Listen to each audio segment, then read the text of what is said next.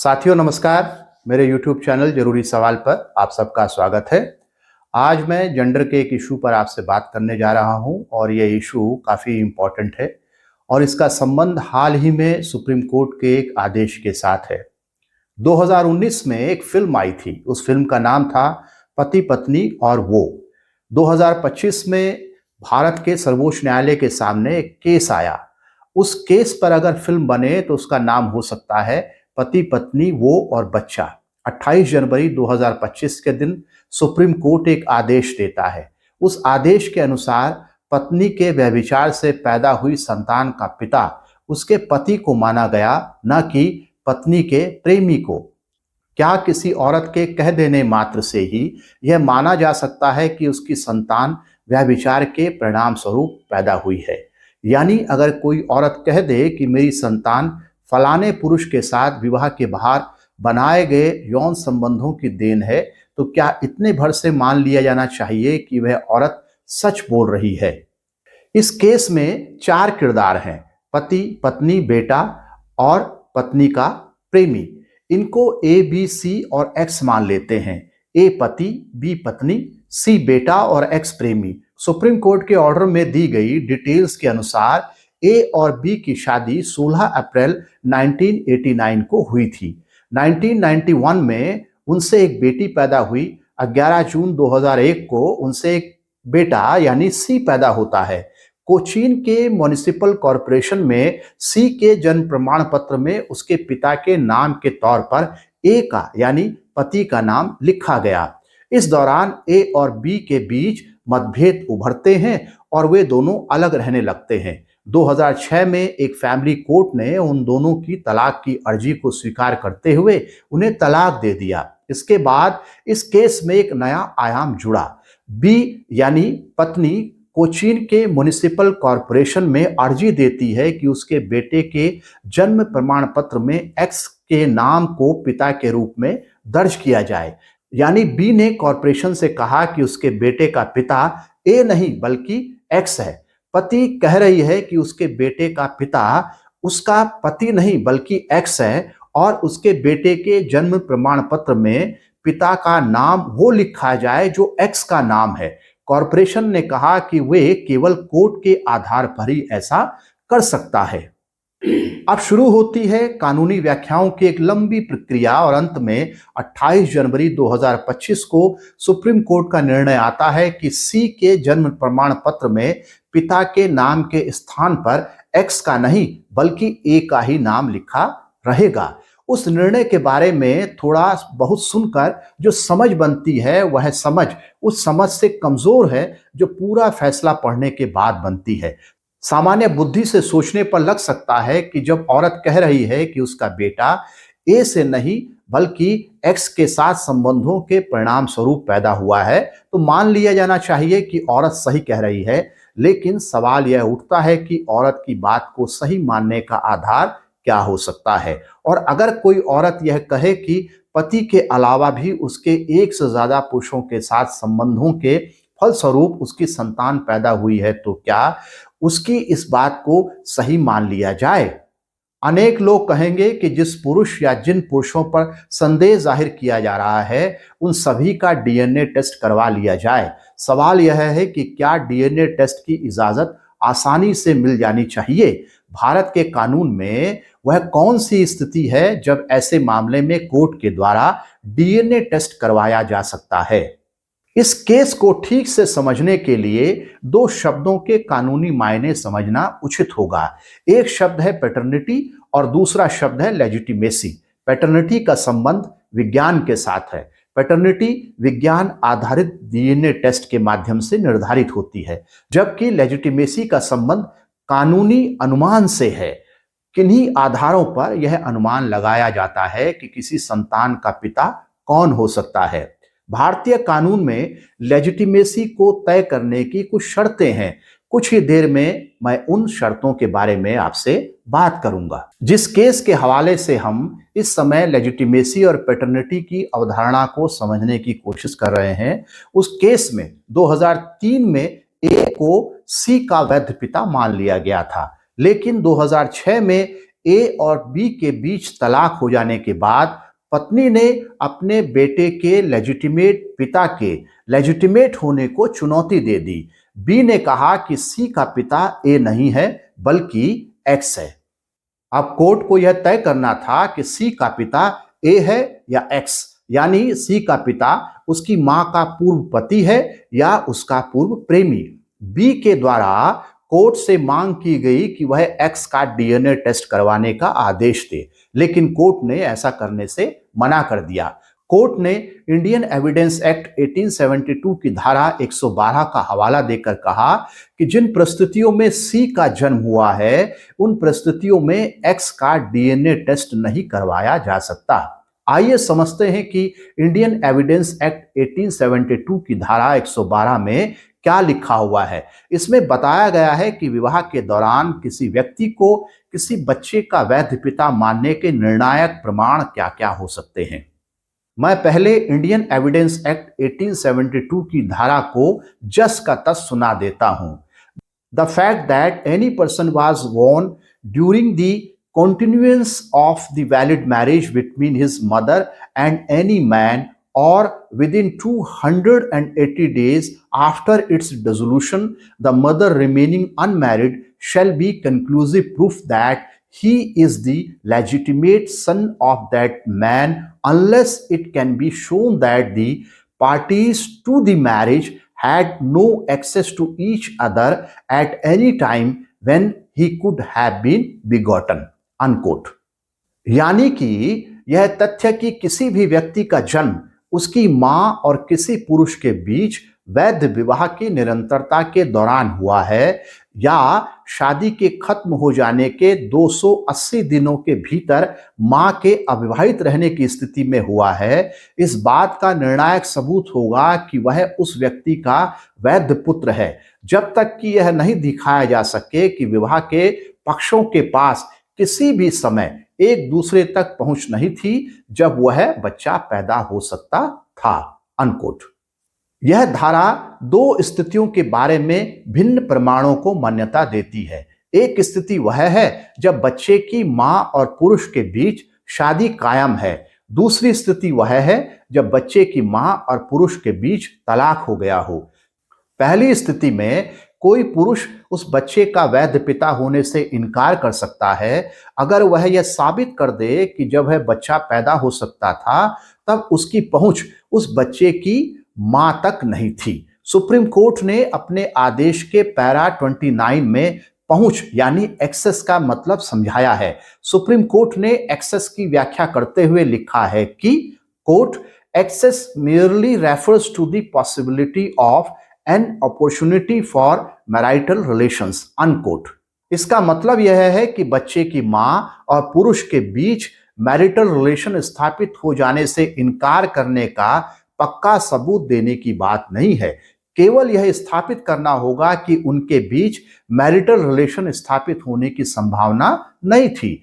इस केस में यह स्थापित नहीं हो पाया कि बेटे के पैदा होने से पहले पति और पत्नी में मैरिटल रिलेशनशिप स्थापित होने की संभावना तक नहीं थी। इसलिए कोर्ट ने एक्स का डीएनए टेस्ट करवाने से इनकार कर दिया, क्योंकि पत्नी यह प्रमाणित नहीं कर सकी कि जिस दौरान बच्चे का जन्म हुआ उस दौरान उस तक उसके पति की पहुंच की संभावना नहीं थी और दोनों के बीच मैरिटल रिलेशनशिप नहीं बन सकते थे, क्योंकि बच्चे का जन्म 2001 में हुआ और पति और पत्नी ने 2003 में अलग रहना शुरू किया। इसलिए यह नहीं कहा जा सकता था कि गर्भाधान के समय उन दोनों के बीच मैरिटल रिलेशन बनने की संभावना नहीं थी। यही कारण है कि पत्नी के यह कहने पर भी कि उसका बेटा उसके पूर्व पति से नहीं बल्कि उसके पूर्व प्रेमी से है, कोर्ट ने पत्नी के प्रेमी का डीएनए टेस्ट करवाने की प्रार्थना को खारिज कर दिया। इस केस में विज्ञान की मदद से पैटर्निटी स्थापित नहीं की गई है, केवल लेजिटिमेसी तय की गई और कहा गया कि ए ही सी का वैध पिता है। इंडियन एविडेंस एक्ट 1872 की धारा 112 यह भी कहती है कि यदि शादी के डिसॉल्व हो जाने यानी खत्म हो जाने के 280 दिनों के भीतर होने वाली संतान का वैध पिता स्त्री के पूर्व पति को ही माना जाएगा, अगर उस दौरान वह स्त्री शादी नहीं करती है तो। यहां तक तो बात हुई वर्तमान कानून की। अब थोड़ा सा इस केस के सांस्कृतिक पक्ष को भी समझ लेते हैं। आखिर संतान को पिता या पुरुष के नाम से ही क्यों जाना जाता है? अगर इस तरह के सवालों पर कल्चरल सिंबोलिज्म के नजरिए से विचार किया जाए तो हमारे सामने कई दिलचस्प बातें आती हैं। हालांकि कई ऐसे समुदाय हैं जिनमें कि माँ के नाम से या मामा के ब्लड के नाम से जो है संतान को जाना जाता है, लेकिन एक व्यापक जो फिनोमिना है उसके तहत जो पुरुष है उसी के नाम से संतान को जाना जाता है। भारतीय मिथकों में ऐसे अनेक पात्र हैं जिन्हें महान समझा जाता है और जो पत्नी के व्यभिचार के परिणाम स्वरूप पैदा हुए हैं। यह अलग बात है कि उन मिथकों में पत्नी द्वारा विवाह के बाहर यौन संबंध बनाने को व्यभिचार नहीं कहा गया है, क्योंकि उन मामलों में पत्नी द्वारा व्यभिचार करने को पितृसत्ता की स्वीकृति रही है। उन मिथकों में यह माना गया है कि स्त्री की यौनिकता यानी उसकी सेक्सुअलिटी उसके पति की संपत्ति है और पति अपनी पत्नी को कह सकता है कि वह पति का हित साधने के लिए किसी और पुरुष के साथ बिस्तर साझा करे। एंथ्रोपोलॉजिस्ट लीला दुबे का अध्ययन बताता है कि महाभारत में संतान पाने के लिए पति का विकल्प चुनने का भी उल्लेख मिलता है। 27 सितंबर 2018 से पहले तक भारतीय कानून में पति को ऐसा अधिकार मिला हुआ था। इंडियन पिनल कोड के सेक्शन 497 के तहत भारत में पति को ऐसा अधिकार मिला हुआ था। 27 सितंबर 2018 को भारत के सर्वोच्च न्यायालय ने सेक्शन 497 के कुछ प्रावधानों को रद्द कर दिया, जिनमें से पत्नी को अपनी संपत्ति समझना भी एक प्रावधान था। इस बात को और समझने के लिए 27 सितंबर 2018 से पहले के सेक्शन 497 का अध्ययन किया जा सकता है। अगर पीछे जाएं तो कुछ पारंपरिक कानूनों में माना गया है कि स्त्री खेत होती है। ऐसी प्रतीकात्मकता में माना गया है कि स्त्री का मालिक पति है, इसलिए उसकी सेक्सुअलिटी के प्रतिफल पर भी मालिक का अधिकार है। भारतीय संस्कृति और ज्ञान परंपरा में स्त्री को धरती और पुरुष को बीज माना गया है। बीज और खेत की प्रतीकात्मकता की ज्यादा गहरी समझ के लिए कुछ स्कॉलर्स को पढ़ना मददगार हो सकता है। लीला दुबे, इरावती कर्वे और शमशुल इस्लाम ने इस विषय पर अध्ययन किया है। लीला दुबे का एक लेख है जिसका शीर्षक है धरती और बीज। यह लेख राजकिशोर द्वारा संपादित किताब स्त्री के लिए जगह में प्रकाशित हुआ है। इस किताब में शमशुल इस्लाम का भी एक लेख है। उस लेख का शीर्षक है क्योंकि औरत तुम्हारी खेती है। लीला दुबे ने अपने लेख के अंत में लिखा है कि धरती और बीज के रूपक के माध्यम से मानवीय प्रजनन में स्त्री और पुरुष के असमान योगदान की जो कल्पना की गई है वह एक ऐसी व्यवस्था को तार्किकता प्रदान करती है जिसमें स्त्री उत्पादक संसाधनों से कट जाती है, उसका अपनी श्रम शक्ति पर कोई नियंत्रण नहीं रहता और वह अपने बच्चों पर अधिकार से भी वंचित रहती है। इसी लेख में लीला दुबे लिखती हैं कि धरती को जोता जाता है, चीरा जाता है और खोदा जाता है। संभोग के लिए जुताई एक आम रूपक है। पुरुष अपनी कामेच्छा व्यक्त करने, संकेत देने और स्त्री व उससे पैदा हुई संतान पर अपना हक जमाने के लिए इस शब्द योजना का उपयोग करता है, यानी इस फ्रेज का उपयोग करता है। यहां पर इस तथ्य को रेखांकित करना जरूरी है कि संतान को पिता के नाम से जाने जाने में भी इंटरसेक्शनैलिटी का विचार काम करता है। अगर स्त्री की जाति पुरुष की तुलना में काफी निम्न हो तो संतान को पुरुष के नाम से नहीं जाना जाता। निश्चित तौर पर पारंपरिक नियमों में कास्ट और जेंडर इंटरसेक्शनैलिटी एक मजबूत कारक है जो पैटर्निटी और लेजिटिमेसी के सवाल को और भी जटिल बना देता है। अपने उसी लेख में लीला दुबे ने महाभारत, सुश्रुत संहिता आदि ग्रंथों के संदर्भ लेते हुए भारतीय संस्कृति में पैबस्त धरती और बीज की अवधारणा की निरंतरता को दिखाया है। लीला दुबे ने लिखा है कि गौंड, औरांव और मुंडा जैसी खेतीहर जातियों में भूमि के संदर्भ में पितृवंशावली का सिद्धांत ज्यादा मजबूत है। चाहे वह सामुदायिक नियंत्रण की जमीन हो, पितृवंश के कब्जे की जमीन हो या पितृवंशीय कुटुंब की 2 या 3 पीढ़ियों का परिवार हो। स्त्रियों को बेटी या पत्नी किसी भी रूप में भूमि का स्वतंत्र अधिकार नहीं है। जिस विधवा के बच्चे छोटे होते हैं उसका पति की भूमि पर हक है, लेकिन यह हक बहुत सीमित है। लीला दुबे ने आगे लिखा है कि धरती और बीज का रूपक न सिर्फ हिंदू समुदाय में बल्कि पितृवंशावली यानी पैट्रिलिनी को मानने वाले सभी समुदायों में प्रचलित है। इनमें जनजातियां भी शामिल है। अधिकांशतः भारतीय मुसलमानों में भी यह अवधारणा मान्य है। इसका उल्लेख उनके ग्रंथों में भी है। यही बात ईसाई धर्म ग्रंथों और यूनानी मिथकों के विषय में भी कही जा सकती है। इस्लाम में औरत को खेत समझने के रूपक को शमशुल इस्लाम ने अपने एक लेख में उजागर किया है। शमशुल इस्लाम एक समाज वैज्ञानिक हैं। उनका एक लेख है जिसका शीर्षक है क्योंकि औरतें तुम्हारी खेती हैं। अपने इस लेख में वे लिखते हैं कि कोट कुरान के अध्याय सूर तुलबकर में इस बात को बहुत स्पष्ट करके लिखा गया है कि तुम्हारी औरतें तुम्हारे लिए ऐसी हैं जैसे खेती की जमीन, इसलिए जिस तरह जाओ उसमें खेती करो और भविष्य का सामान अर्थात औलाद पैदा करो। अनकोट। औरत को जमीन, खेत आदि समझने का विचार पितृसत्ता पर टिके हुए तमाम धर्मों में मिलता है। अब बात थोड़ी कर लेते हैं मनुस्मृति की। मनुस्मृति के अध्याय 9 के श्लोक 33 में लिखा हुआ है कि स्त्री क्षेत्र रूप कही गई है और पुरुष को बीज रूप कहा गया है, यानी स्त्री जमीन है जिसे जोता जाता है।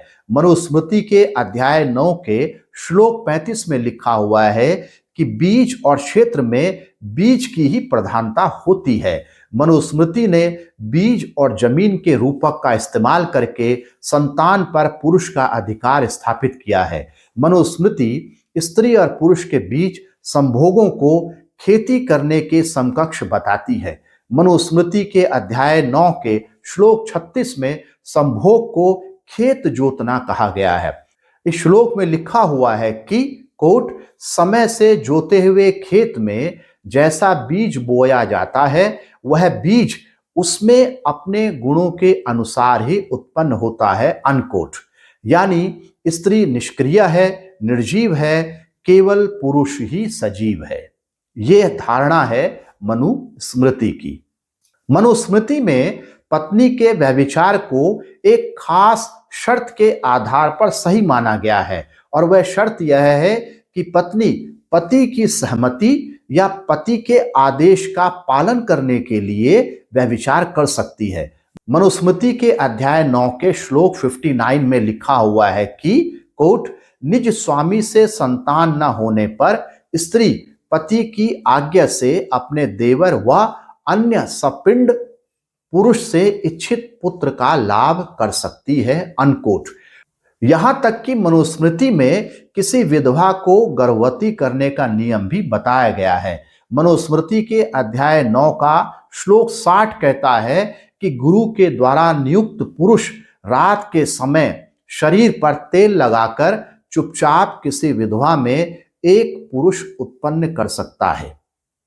ऐसा नहीं है कि ये साहित्य पुराना हो चुका है और अब इस साहित्य की बात करने वाले लोग नहीं रहे हैं। अगर आप गीता प्रेस गोरखपुर से छपने वाली किताबों को देखें तो वहां आपको अनेक पुस्तकें उस अवधारणा को प्रसारित करती हुई दिखाई देंगी जो स्त्री को पुरुष का सेवक और गुलाम समझती है। इस खतरनाक अवधारणा को प्रसारित करने वाले साहित्य के रूप में गीता प्रेस से छपने वाली कुछ पुस्तकों को पढ़ना चाहिए, जैसे नारी शिक्षा, गृहस्थ कैसे बने, स्त्रियों के लिए कर्तव्य शिक्षा, दाम्पत्य जीवन का आदर्श और कल्याण का नारी अंक। ये वो किताबें हैं गीता प्रेस से छपने वाली, जिनको पढ़ा जा सकता है और ये समझा जा सकता है कि अभी भी ये विचार जो है, स्त्री को खेत समझने वाला, स्त्री को निर्जीव समझने वाला, स्त्री को दास समझने वाला, गुलाम समझने वाला और केवल सेवक समझने वाला जो विचार है, वह अभी भी निरंतर चल रहा है। और एक बड़ा प्रकाशन समूह यानी गीता प्रेस गोरखपुर इस तरह का साहित्य आज भी छाप रहा है और जिसे घर घर पहुंचाया जाता है। तो साथियों, ये वो तमाम किताबें हैं जो स्त्री को पुरुष की गुलाम मानती हैं। इसलिए इस केस के कानूनी पक्ष को समझने के साथ साथ इसके सांस्कृतिक और धार्मिक पक्षों को भी समझना चाहिए। साथ ही यह भी समझा जाना चाहिए कि भारत में भले ही हिंदू सांप्रदायिकता और मुस्लिम कठमुल्लावाद एक दूसरे के खिलाफ दिखते हों, लेकिन स्त्रियों को पराधीन बनाए रखने की अवधारणा को बचाए रखने में दोनों में गहरी दोस्ती है। वरना ऐसा कैसे हो सकता है कि 3 तलाक से मुस्लिम महिलाओं को मुक्ति दिलाने का दावा करने वाले गीता प्रेस जैसे स्त्री विरोधी प्रकाशन संस्थान को गांधी शांति पुरस्कार देते। नमस्कार, मैं बीरेंद्र सिंह रावत।